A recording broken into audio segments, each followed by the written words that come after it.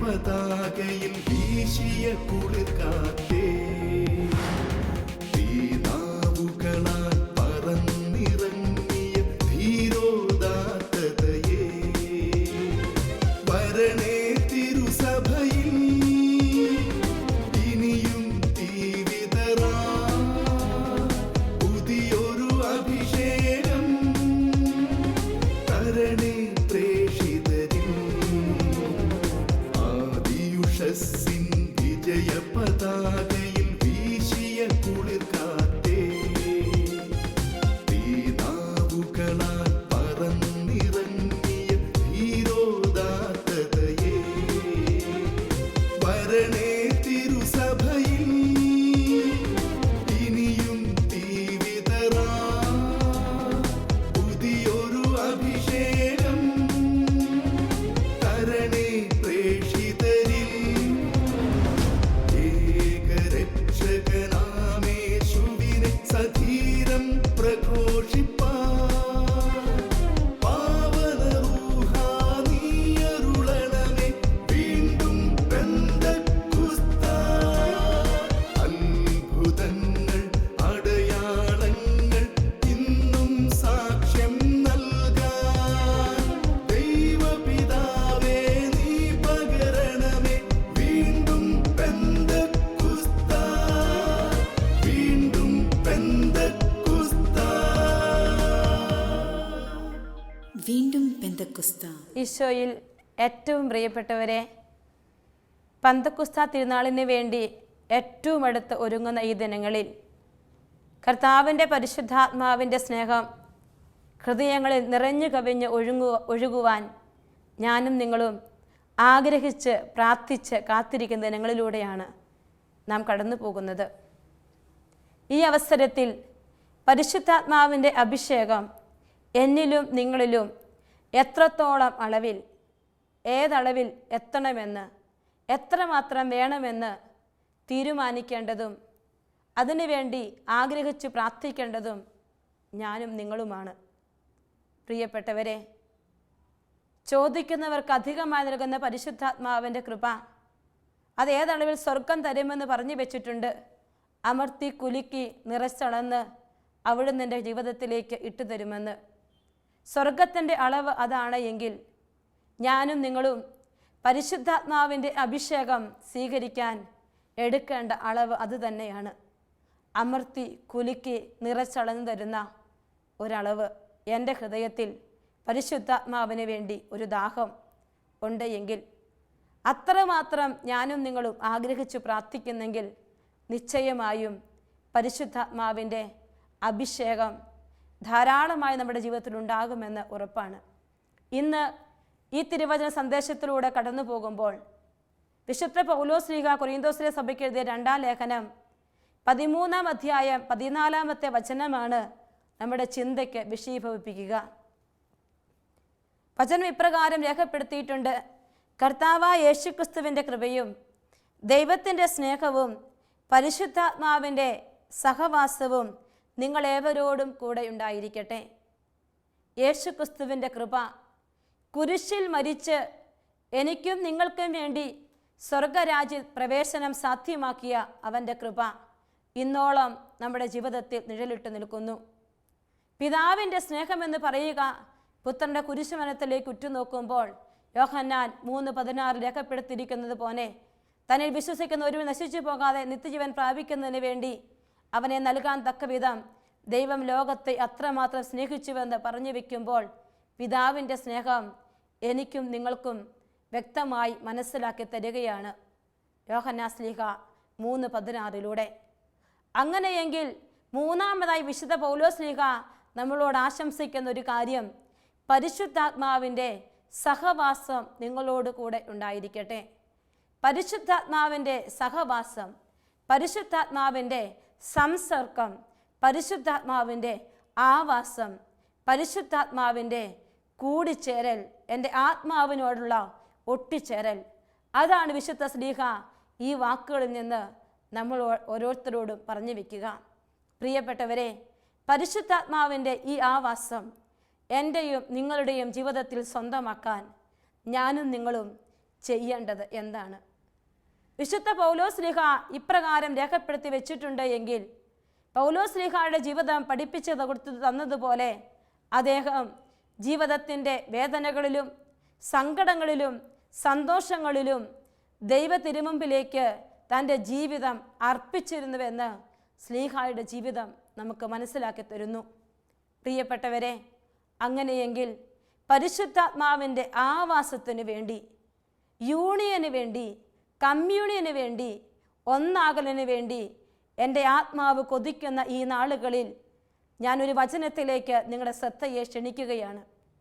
വിശുദ്ധ ലൂക്കായുടെ സുവിശേഷം 1-ാം അധ്യായം 35-ാമത്തെ വചനത്തിൽ ദൂതൻ പരിശുദ്ധ അമ്മയോട് പറഞ്ഞു, പരിശുദ്ധാത്മാവ് നിന്റെ മേൽ വരും, അത്യുന്നതൻ്റെ ശക്തി നിന്റെ മേൽ ആവസിക്കും. സഹവസിക്കുന്ന പരിശുദ്ധാത്മാവിനെ പരിശുദ്ധ അമ്മയ്ക്ക് കാണിച്ചു കൊടുത്ത ദൂതൻ്റെ വാക്കുകൾക്ക് പരിശുദ്ധ അമ്മ ഒരു ഉത്തരം പറഞ്ഞു. ലൂക്ക 1:38 വചനം പറഞ്ഞു, ഇതാ കർത്താവിൻ്റെ ദാസി, നിന്റെ വചനം പോലെ എന്നിൽ ഭവിക്കട്ടെ. ആ നിമിഷം പരിശുദ്ധാത്മാവിൻ്റെ ആവാസം പരിശുദ്ധ അമ്മയിൽ ധാരാളമായി നിറഞ്ഞു നിന്നെങ്കിൽ, അമ്മയെ പരിശുദ്ധാത്മാവ് പ്രണയിച്ചുവെങ്കിൽ, പരിശുദ്ധാത്മാവ് പരിശുദ്ധ അമ്മയിൽ ആവസിച്ചുവെങ്കിൽ, പ്രിയപ്പെട്ടവരെ, പരിശുദ്ധാത്മാവിൻ്റെ ആവാസത്തിന് വേണ്ടി ഞാനും നിങ്ങളും കാത്തൊരുങ്ങി പ്രാർത്ഥിക്കുമ്പോൾ എനിക്കും നിങ്ങൾക്കും ഇന്ന് പരിശുദ്ധാത്മാവിനോട് പറയാൻ പറ്റണം, എൻ്റെ പൊന്നു പരിശുദ്ധാത്മാവേ, ഇതാ നിൻ്റെ ദാസൻ, ഇതാ നിൻ്റെ ദാസി, എന്നിൽ നിൻ്റെ സ്നേഹം ആവസിക്കട്ടെ, എന്നിൽ നിൻ്റെ ശക്തി ആവസിക്കട്ടെ. പരിശുദ്ധാത്മാവിൻ്റെ ശക്തി ആവസിച്ച പരിശുദ്ധ അമ്മ കുരിശിൻ ചുവട്ടിൽ പോലും നിശബ്ദയാ നിൽക്കുന്നത് കാണുവാൻ പറ്റും. പ്രിയപ്പെട്ടവരെ, ജീവിതത്തിൻ്റെ പ്രതിസന്ധികളിലൂടെ സഹനങ്ങളിലൂടെയാണ് ഞാനും നിങ്ങളും കടന്നു പോവുക. പരിശുദ്ധാത്മാവിൻ്റെ ആവാസം എത്രമാത്രം ഞാനും നിങ്ങളും ആഗ്രഹിക്കുന്നോ, അങ്ങനെയെങ്കിൽ ഈ ഓരോ തള്ളി നീക്കുന്ന നിമിഷങ്ങളിലും നിന്റെ ആത്മാവ് പരിശുദ്ധാത്മാവോട് മന്ത്രിക്കട്ടെ, പൊന്നു പരിശുദ്ധാത്മാവേ, ഇതാ നിന്റെ ദാസി, ഇതാ നിന്റെ ദാസൻ എന്ന്. നസ്രത്തിലെ കന്യക ഉത്തരം കിട്ടാത്ത ചോദ്യങ്ങൾക്ക് മുമ്പിൽ നിന്നുകൊണ്ട് അവൾ പറഞ്ഞു വെച്ചു, ഇതാ കർത്താവിൻ്റെ ദാസി എന്ന്. അപ്രകാരം ഒരു പറച്ചിൽ ഈ പെന്തക്കോസ്താ നാളിൽ ആര് പറയുന്നോ അവൻ്റെ ജീവിതത്തിലേക്ക് പരിശുദ്ധാത്മാവിൻ്റെ അഭിഷേകം ധാരാളമായി നിറയപ്പെടുമെന്നുള്ളത് വലിയൊരു സത്യമാണ്. പ്രിയപ്പെട്ടവരെ, ആ പരിശുദ്ധാത്മാവിൻ്റെ അഭിഷേകം എന്നെയും നിങ്ങളെയും ഏതളവ് വരെ എത്തിക്കുമെന്ന് ചിന്തിച്ചു കഴിഞ്ഞാൽ ഞാനും നിങ്ങളും പരിശുദ്ധാത്മാവിൻ്റെ ആവാസം സ്വന്തമാക്കിയ 3 പ്രവാചകരുടെ ജീവിതത്തിലേക്ക് ഒരു നിമിഷം ഒന്നെത്തി നോക്കാം. പരിശുദ്ധാത്മാവിൻ്റെ ആവാസം ശക്തമായി ലഭിച്ച വലിയൊരു പ്രവാചകനാണ് എസെക്കിയേൽ പ്രവാചകൻ. എസെക്കിയേൽ പ്രവാചകന്റെ ഗ്രന്ഥം മുഴുവൻ വായിച്ചു കടന്നു പോകുമ്പോൾ പലയാവർത്തി അദ്ദേഹം പറഞ്ഞു വയ്ക്കും, പരിശുദ്ധാത്മാവ് എൻ്റെ മേൽ വന്നു, പരിശുദ്ധാത്മാവ് എൻ്റെ മേൽ വന്നുവെന്ന് പലയാവർത്തി പറഞ്ഞു വയ്ക്കുന്ന അദ്ദേഹം പരിശുദ്ധാത്മാവിൻ്റെ അഭിഷേകം അദ്ദേഹത്തെ എങ്ങോട്ടേക്ക് ഉയർത്തിയെന്ന് എസെക്കിയേൽ പ്രവാചകന്റെ പുസ്തകം 3-ാം അധ്യായം 22-ാമത്തെ വചനത്തിൽ ഇപ്രകാരം എഴുതി വെച്ചിരിക്കുന്നു, കർത്താവിൻ്റെ ആത്മാവ് എന്നെ മേൽപോട്ടുയർത്തി. പ്രിയപ്പെട്ടവരെ, ഇതാ കർത്താവിൻ്റെ ദാസി എന്ന പരിശുദ്ധാത്മാവിനോട് ഞാനും നിങ്ങളും പറഞ്ഞു സ്വയം ഒന്ന് താഴുമ്പോൾ സ്വർഗം എന്നെയും നിങ്ങളെയും മേൽപോട്ടുയർത്തും. സ്വർഗത്തിൻ്റെ കാഴ്ചകൾ കാണുവാൻ, സ്വർഗത്തിൻ്റെ ശക്തി സ്വന്തമാക്കുവാൻ എന്നെയും നിങ്ങളെയും പരിശുദ്ധാത്മാവ് മേൽപോട്ട് ഉയർത്തുന്ന ഒരു കൃപ യെശയ്യാ പ്രവാചകന്റെ പുസ്തകത്തിൽ നമുക്ക് വെളിപ്പെടുത്തുകയാണ്. വീണ്ടും യെശയ്യാ പ്രവാചകന്റെ പുസ്തകം 2-ാം അധ്യായം 1-2 വചനങ്ങൾ ഇപ്രകാരം വായിക്കും, അവൻ എന്നോട് പറഞ്ഞു, മനുഷ്യപുത്ര എഴുന്നേറ്റ് നിൽക്കുക, എനിക്ക് നിന്നോട് സംസാരിക്കാനുണ്ട്. അവൻ എന്നോട് സംസാരിച്ചപ്പോൾ ആത്മാവ് എന്നിൽ പ്രവേശിച്ച് എന്നെ കാലുകളിൽ ഉറപ്പിച്ച് നിർത്തി. പ്രിയപ്പെട്ടവരെ, എസെക്കിയേൽ പ്രവാചകന്റെ ജീവിതം എനിക്കും നിങ്ങൾക്കും പുസ്തകം വെളിപ്പെടുത്തി തരുന്നത് പോലെ തന്നെ പ്രവാസത്തിൻ്റെ കാലഘട്ടത്തിൽ ജെറുസലേം ദേവാലയത്തിൽ പുരോഹിതനായി തനിക്ക് ശുശ്രൂഷ ചെയ്യാൻ പറ്റാത്തതുകൊണ്ട് തൻ്റെ വലിയ വേദനകളെ കടിച്ചമർത്തി ദേവാലയത്തിലേക്ക് ഉറ്റുനോക്കി നിൽക്കുന്ന അദ്ദേഹത്തോട് കർത്താവിൻ്റെ വചനം പറയുകയാണ്, മനുഷ്യപുത്ര നീയൊന്ന് എഴുന്നേറ്റ് നിന്നേ. എഴുന്നേറ്റ് നിൽക്കാൻ ആവശ്യപ്പെടുമ്പോൾ അദ്ദേഹത്തിൻ്റെ കാലുകൾക്ക് സ്വാധീനക്കുറവുള്ളത് കൊണ്ടല്ല ദൈവത്തിൻ്റെ ആത്മാവ് അപ്രകാരം പറഞ്ഞു വെക്കുക. എവിടെയൊക്കെയോ നഷ്ടപ്പെട്ടതോർത്ത് എത്തിപ്പിടിക്കാൻ പറ്റാത്തതോർത്ത് സങ്കടപ്പെടുന്ന, വേദനിക്കുന്ന, നിരാശപ്പെടുന്ന ഒരു മനസ്സ് എസെക്കിയേൽ പ്രവാചകനുണ്ട്. അതുകൊണ്ട് അദ്ദേഹത്തോട് പറഞ്ഞു, നീ എഴുന്നേറ്റ് നിൽക്കണം. അദ്ദേഹം ധൈര്യം സംഭരിക്കാൻ ശ്രമിക്കുന്ന സമയത്ത്, ദൈവത്തിൻ്റെ വചനം ശ്രവിച്ചുകൊണ്ടിരിക്കുന്ന സമയത്ത് കർത്താവിൻ്റെ ആത്മാവ് എന്നിൽ പ്രവേശിച്ച് എന്നെ കാലുകളിൽ ഉറപ്പിച്ച് നിർത്തി. പ്രിയപ്പെട്ടവരെ, ഈ പന്തക്കുസ്ത ദിനത്തിലൂടെ ഞാനും നിങ്ങളും കടന്നു പോകുമ്പോൾ എനിക്കും നിങ്ങൾക്കും വേണ്ട കൃപ അത് തന്നെയാണ്. നിരാശപ്പെട്ടിരിക്കുന്ന മനസ്സുകളിലേക്ക്, നഷ്ടപ്പെട്ടതോർത്ത് വേദനിക്കുന്നതിൻ്റെ മനസ്സുകളിലേക്ക് ദൈവത്തിൻ്റെ പരിശുദ്ധാത്മ ശക്തി ഇറങ്ങി വന്നാൽ നിത്യമായൊരു സന്തോഷത്തിലേക്ക്, നിത്യമായൊരു വിശ്വാസത്തിലേക്ക്, നിത്യമായൊരു പ്രതീക്ഷയിലേക്ക് എൻ്റെയും നിങ്ങളുടെയും ജീവിതത്തെ പരിശുദ്ധാത്മാവ് മാറ്റുമെന്ന് എസെക്കിയേൽ പ്രവാചകൻ നമുക്ക് വെളിപ്പെടുത്തി തരികയാണ്. ഇനി മറ്റൊരു പ്രവാചകന്റെ ജീവിതം, മറ്റൊരു വലിയ ന്യായാധിപന്റെ ജീവിതം നമുക്ക് വെളിപ്പെടുത്തി തരിക സാംസനെ കുറിച്ചാണ്. കർത്താവിൻ്റെ ആത്മാവ് ശക്തമായി ആവസിച്ച വ്യക്തിയാണ് സാംസൺ. സാംസന്റെ ജീവിതത്തിൽ പലതവണ അദ്ദേഹത്തിൻ്റെ ജീവിതത്തിൻ്റെ പ്രതിസന്ധികളിൽ ദൈവത്തിൻ്റെ പരിശുദ്ധാത്മാവ് ശക്തമായി ആവസിച്ചതായി വിശുദ്ധ ഗ്രന്ഥം സാക്ഷ്യപ്പെടുത്തുന്നുണ്ട്. പല ആവർത്തി തൻ്റെ ജീവിതത്തിൻ്റെ വേദനകൾക്കിടയിലും, നൊമ്പരങ്ങൾക്കിടയിലും, കെട്ടുപാടുകൾക്കിടയിലും അദ്ദേഹം കർത്താവിൻ്റെ പരിശുദ്ധാത്മ ശക്തിക്ക് വേണ്ടി ശക്തിയായി ആഗ്രഹിച്ച് പ്രാർത്ഥിച്ചപ്പോഴൊക്കെ സ്വർഗത്തിൻ്റെ ആത്മാവ് അദ്ദേഹത്തിൻ്റെ മേൽ ശക്തമായി ആവസിച്ചു. പരിശുദ്ധാത്മാവിൻ്റെ ആവാസം സാംസണിൽ എത്ര ശക്തമായിരുന്നു നാം തിരിച്ചറിയുക. ന്യായാധിപന്മാരുടെ പുസ്തകം 14-ാം അധ്യായം 6-ാമത്തെ വചനം. കർത്താവിൻ്റെ ആത്മാവ് അവനിൽ ശക്തമായി ആവസിച്ചു. ആയുധം കൂടാതെ ആട്ടിൻകുട്ടിയെ എന്ന പോലെ അവൻ സിംഹത്തെ ചീന്തിക്കളഞ്ഞു. ശക്തിയുടെ ആത്മാവായിട്ടാണ് സാംസണിൽ പരിശുദ്ധാത്മാവ്, ദൈവത്തിൻ്റെ ആത്മാവ് ആവസിച്ചത്. പ്രിയപ്പെട്ടവരെ, വലിയൊരു പ്രതിസന്ധിയായി സിംഹം മുമ്പിൽ വന്നു നിന്നപ്പോൾ അതിനെ ആട്ടിൻകുട്ടി എന്നതുപോലെ സിംഹത്തിൻ്റെ കരുത്തിനെ ആട്ടിൻകുട്ടിക്ക് താരതമ്യപ്പെടുത്തി നോക്കിയാൽ അതൊന്നുമല്ലായി നമുക്കറിയാം. എന്നാലും വലിയൊരു പ്രതിസന്ധിയെ ചെറുതായി കാണുവത്തക്ക വിധത്തിൽ അതിനെ പരാജയപ്പെടുത്തുവാനുള്ള ഒരു ശക്തി പരിശുദ്ധാത്മാവാകുന്ന ദൈവം സാംസണ് കൊടുത്തുവെന്ന് വിശുദ്ധ ഗ്രന്ഥം സാക്ഷ്യപ്പെടുത്തുകയാണ്. അപ്പോൾ ഈ പരിശുദ്ധാത്മാവിൻ്റെ ആവാസം എന്നെയും നിങ്ങളെയും ഈ നാളുകളിൽ ശക്തിപ്പെടുത്തേണ്ടതും ഇതിന് തന്നെയാണ്. ഈ പ്രതിസന്ധികളിൽ ഇതിനപ്പുറത്തേക്ക് ദൈവത്തിൻ്റെ കരം നീണ്ടെത്തുമെന്ന് നമ്മെ പഠിപ്പിക്കുകയാണ് സാംസന്റെ ജീവിതത്തിലൂടെ. വീണ്ടും സാംസന്റെ ജീവിതം നാം കാണുമ്പോൾ ന്യായാധിപന്മാരുടെ പുസ്തകം 14-ാം അധ്യായം 19 വീണ്ടും പറയുകയാണ്, കർത്താവിൻ്റെ ആത്മാവ് ശക്തിയോടെ അവൻ്റെ മേൽ വന്നു. 15-ാം അധ്യായം 14-ാമത്തെ വചനം 2-ാം ഭാഗം ഇപ്രകാരം എഴുതിയിരിക്കുന്നു, കർത്താവിൻ്റെ ആത്മാവ് ശക്തിയോടെ അവൻ്റെ മേൽ വന്നു. അവനെ ബന്ധിച്ചിരുന്ന കയർ കരിഞ്ഞ ചണനൂൽ പോലെ ആയിത്തീർന്നു, കെട്ടുകൾ അറ്റുവീണു. പ്രിയപ്പെട്ടവരെ, വലിയൊരു പ്രതിസന്ധിയെ മറികടന്ന സാംസന്റെ ജീവിതം ദൈവാത്മാവിൻ്റെ ശക്തിക്ക് മുമ്പിൽ സ്വയം വിട്ടുകൊടുത്തപ്പോൾ ദൈവത്തിൻ്റെ ഇടപെടലുകൾ കാണുവാൻ സാധിച്ചു. അതാണ് സാംസന്റെ ജീവിതം നമ്മെ പഠിപ്പിക്കുക എങ്കിൽ സാവൂളിൻ്റെ ജീവിതത്തിൽ ഇതുപോലെ ദൈവത്തിൻ്റെ ആത്മാവ് ആവസിച്ച ഒരു സംഭവം സാമുവേൽ പ്രവാചകന്റെ 1-ാമത്തെ പുസ്തകം 10-ാം അധ്യായം 6-ാമത്തെ വചനത്തിൽ എഴുതിയിരിക്കുന്നു. അപ്പോൾ കർത്താവിൻ്റെ ആത്മാവ് ശക്തമായി നിന്നിൽ ആവസിക്കും, നീയും അവരോടൊപ്പം പ്രവചിക്കാൻ തുടങ്ങും, മറ്റൊരു മനുഷ്യനായി നീ മാറും. ഒരു സാധാരണ മനുഷ്യനായ സാവൂൾ, അവൻ്റെ മേൽ ദൈവത്തിൻ്റെ ആത്മാവ് ശക്തമായി ആവസിച്ചപ്പോൾ അവൻ്റെ ജീവിതം രാജ്യത്വ പദവിയിലേക്ക്, അധികാരത്തിലേക്ക്, ആധിപത്യത്തിലേക്ക് നീക്കപ്പെടുന്നതായി നാം കാണുകയാണ്. ഒരു സഡൻ ചേഞ്ച് പരിശുദ്ധാത്മാവിൻ്റെ ആവാസം മൂലം സാവൂളിൻ്റെ ജീവിതത്തിൽ ഉണ്ടായെങ്കിൽ, പ്രിയപ്പെട്ടവരെ, ഈ പന്തക്കുസ്തായ്ക്ക് വേണ്ടി കാത്തിരിക്കുമ്പോൾ പരിശുദ്ധാത്മാവിനോട് പറയേണ്ടത്, പരിശുദ്ധാത്മാവേ, ആ വരം എനിക്ക് വേണം, ഈ വരം എനിക്ക് വേണം, ഈ ദാനം എനിക്ക് വേണമെന്നല്ല, മറിച്ച് പരിശുദ്ധാത്മാവേ, എന്നിൽ നീ ശക്തിയായി ആവസിക്കണം. ജെറുസലേമേ, പിടക്കോഴി കുഞ്ഞുങ്ങളെ എന്നതുപോലെ നിന്നെ എൻ്റെ ചിറകിൻ കീഴിൽ ചേർത്ത് പിടിക്കാൻ ഞാൻ എത്രയോ ആഗ്രഹിച്ചുവെന്ന് പ്രവാചകന്റെ പുസ്തകത്തിൽ വായിക്കുന്നത് പോലെ പരിശുദ്ധാത്മാവിൻ്റെ ചിറകടിയിലേക്ക് ചേർന്നിരിക്കുന്നതാണ് പ്രിയപ്പെട്ടവരെ ആ വാസം. തള്ളക്കോഴി കുഞ്ഞിനെ തൻ്റെ ചിറകോട് ചേർത്ത് പിടിക്കുന്നത് പോലെ പരിശുദ്ധാത്മാവാകുന്ന ദൈവം ഈ ലോകത്തെ ചേർത്തു പിടിച്ചാൽ, ഈ ലോകത്തിൻ്റെ മേൽ ആവസിച്ചു നിന്നാൽ, ഈ ലോകത്തിന് മേൽ കർത്താവിൻ്റെ ശക്തി, ആത്മാവിൻ്റെ കൃപ ഇറങ്ങി നിന്നാൽ, ഞാനും നിങ്ങളുമൊക്കെ പരിശുദ്ധാത്മാവിൻ്റെ പ്രിയപ്പെട്ടവരായി മാറും. അതിനാണ് ഈ നാളുകളിൽ പ്രാർത്ഥിക്കേണ്ടത്. അതിനുവേണ്ടി ചോദിച്ച് പ്രാർത്ഥിക്കണം.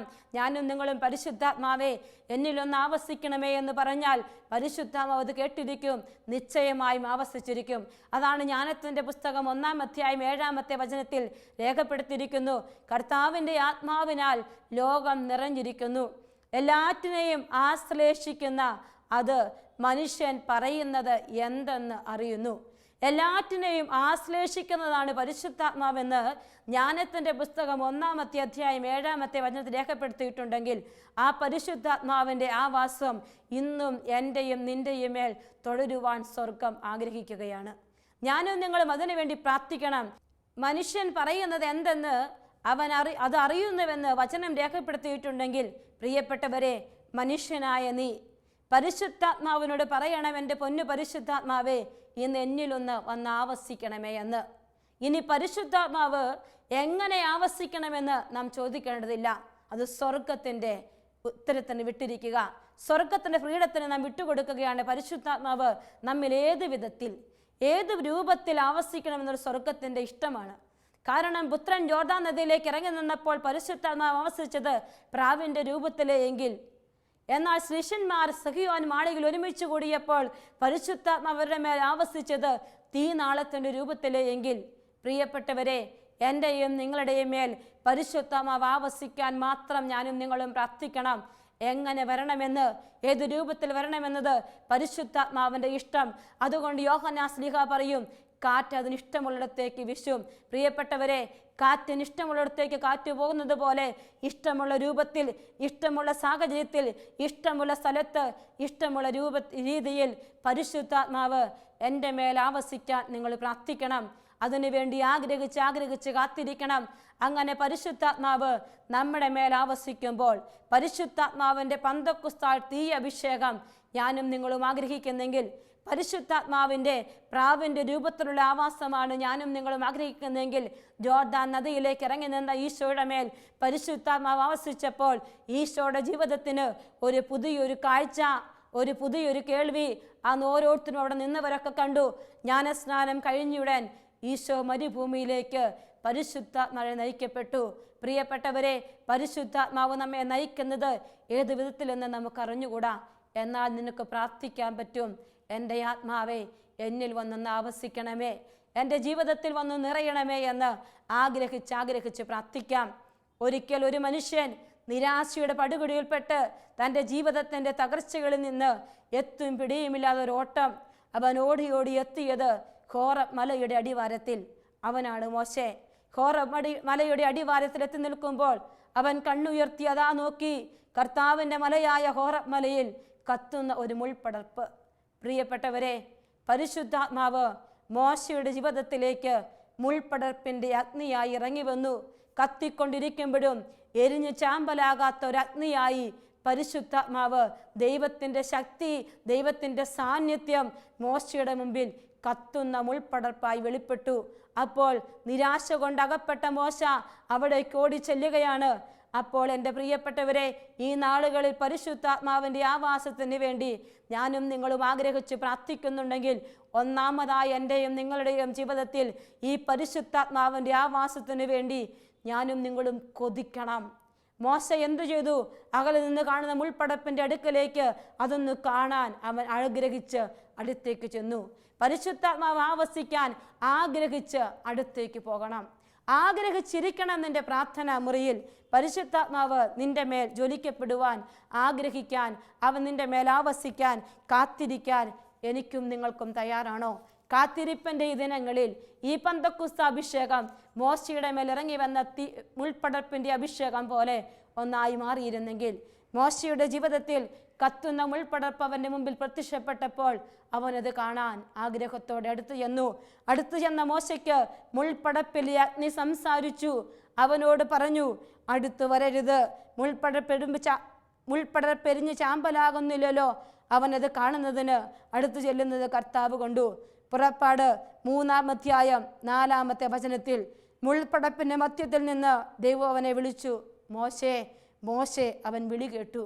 ഇതാ ഞാൻ, അവിടുന്ന് അരുളി ചെയ്തു, അടുത്തു വരരുത്, നിന്റെ ചെരുപ്പ് അഴിച്ചു മാറ്റുക. എന്തുകൊണ്ടെന്നാൽ നീ നിൽക്കുന്ന സ്ഥലം പരിശുദ്ധമാണ്. പ്രിയപ്പെട്ട ദൈവമക്കളെ, പരിശുദ്ധാത്മാവിൻ്റെ അഭിഷേകം, കത്തുന്ന മുൾപ്പടപ്പിൻ്റെ അഗ്നിക്ക് വേണ്ടി ദാഹിക്കുന്ന പ്രിയപ്പെട്ട ദൈവജനം ഈ നാളുകളിൽ ആഗ്രഹിച്ചാൽ മാത്രം പോരാ. ആഗ്രഹിക്കുമ്പോൾ നിന്റെ ജീവിതത്തിൽ ഒരു കാര്യം സംഭവിക്കും. നിന്റെ ജീവിതത്തിൽ മാറ്റേണ്ടതെന്ത് എന്ന് പരിശുദ്ധാത്മാവ് തന്നെ നിന്നോട് സംസാരിക്കും. മോശയോട് പറഞ്ഞു, നിന്റെ ചെരുപ്പ് അഴിച്ചു മാറ്റുവിൻ. പരിശുദ്ധാത്മാവിൻ്റെ ആവാസത്തിന് വേണ്ടി ആഗ്രഹിക്കുന്ന വ്യക്തികൾ സ്വയം ഒരു ശുദ്ധീകരണം ഈ നാളുകളിൽ ചെയ്യേണ്ടിയിരിക്കുന്നു. പരിശുദ്ധാത്മാവ് പരിശുദ്ധ അമ്മയിൽ ആവസിച്ചെങ്കിൽ ദൂതൻ ലുക്ക 1:28 പറഞ്ഞു, ദൈവകൃപ നിറഞ്ഞവളെ സുസ്തി. കൃപയുള്ളിടത്തേക്ക് ആത്മാവ് ആവസിക്കാൻ അതിവേഗം കടന്നു വരുമെന്ന് വചനം രേഖപ്പെടുത്തിയിട്ടുണ്ട്. എങ്കിൽ മോശയ്ക്ക് ആത്മാവിൻ്റെ അഗ്നിയുടെ അഭിഷേകം കൊടുക്കാൻ സ്വർഗം തിരുമനസ്സാകുമ്പോൾ മോശയോട് സംസാരിച്ച സ്വരം ആത്മീയ മോശയോട് പറഞ്ഞു, നിന്റെ ചെരുപ്പ് അഴിച്ചു മാറ്റണമെന്ന്. ഇന്ന് പരിശുദ്ധാത്മാവിൻ്റെ ആവാസത്തിന് വേണ്ടി കൊതിക്കുമ്പോൾ വ്യക്തി ജീവിതത്തിൻ്റെ വിശുദ്ധി അത് വളരെ പ്രധാനപ്പെട്ടത്. എവിടെയെങ്കിലുമൊക്കെ അശുദ്ധിയുണ്ടെങ്കിൽ, എവിടെയെങ്കിലും കഴുകപ്പെടേണ്ട മേഖലകളുണ്ട് എങ്കിൽ അതിപ്പോൾ എടുത്തു മാറ്റിയിട്ട്, ഓ പരിശുദ്ധാത്മാവേ, വിശുദ്ധമായ മനസ്സോടെ പരിശുദ്ധമായ ആത്മാവോടെ ഞാൻ നിന്റെ അടുക്കലേക്ക് ഓടി വരുന്നെന്ന് പറയണം. നമുക്കറിയാം, പരിശുദ്ധമായ ആത്മാവിനെയാണ് ദൈവത്തിൻ്റെ ആത്മാവ് തൊട്ടുണർത്തുകയുള്ളൂ. അതിനെക്കുറിച്ച് ദാനിയേൽ പ്രവാചകന്റെ പുസ്തകത്തിൽ ദാനിയേൽ എന്ന് പറയുന്ന കൊച്ചു ബാലനെ കുറിച്ച് വചനം രേഖപ്പെടുത്തിയിട്ടുണ്ട്. ദാനിയേൽ പ്രവാചകന്റെ പുസ്തകം 13-ാമത്തെ അധ്യായത്തിൽ ഞാനും നിങ്ങളും വായിക്കും.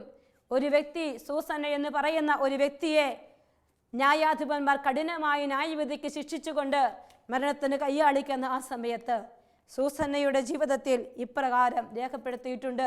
അവൾ കണ്ണുനീരോടെ ന്യായവിധിക്ക് മുമ്പിൽ കീഴടങ്ങി യാത്ര ചെയ്യുമ്പോൾ അവളുടെ ജീവിതത്തിലേക്ക്, അവളുടെ പ്രാർത്ഥനയ്ക്ക് നേരെ സ്വർഗം ചെവി ചായ്ച്ചിട്ട് അവൾക്ക് സ്വർഗം ഒരു ഉത്തരം കൊടുക്കുകയാണ്.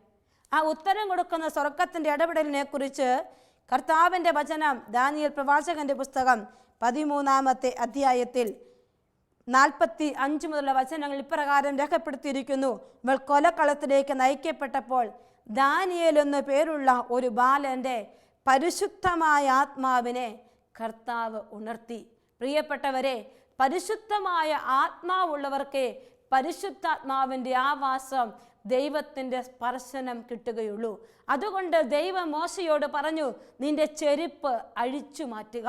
പന്തക്കുസ്ത തിരുനാളിന് വേണ്ടി ഞാനും നിങ്ങളും കാത്തിരുന്ന് പ്രാർത്ഥിക്കുമ്പോൾ, പരിശുദ്ധാത്മാവിനോട് ഞാനും നിങ്ങളും ദാഹിക്കുമ്പോൾ, എൻ്റെയും നിങ്ങളുടെയും ജീവിതത്തിൽ നിന്ന് അശുദ്ധി എടുത്തു മാറ്റണം. ഹൃദയത്തെ പരിശുദ്ധമാക്കിയാൽ ദൈവം എൻ്റെയും നിങ്ങളുടെയും ജീവിതത്തിൽ മോശയ്ക്ക് കിട്ടിയ മുൾപ്പടപ്പിൻ്റെ അഭിഷേകത്തിനപ്പുറത്തൊരാവാസം, പരിശുദ്ധ അമ്മയിൽ നിറഞ്ഞു നിന്ന പരിശുദ്ധാത്മാവിൻ്റെ ആവാസം, എസെക്കിയേലിനെ മേൽപോട്ട് ഉയർത്തിയ ഒരു ആവാസം, സാവൂളിനെ ഉന്നതങ്ങളിലേക്ക് കയറ്റിയ പരിശുദ്ധാത്മാവിൻ്റെ ആവാസം എനിക്കും നിങ്ങൾക്കും സ്വന്തമാകും. അതിനായിട്ടാണ് സ്വർഗം ഈ ദിവസങ്ങളിൽ നമ്മെ ക്ഷണിച്ചിരിക്കുക.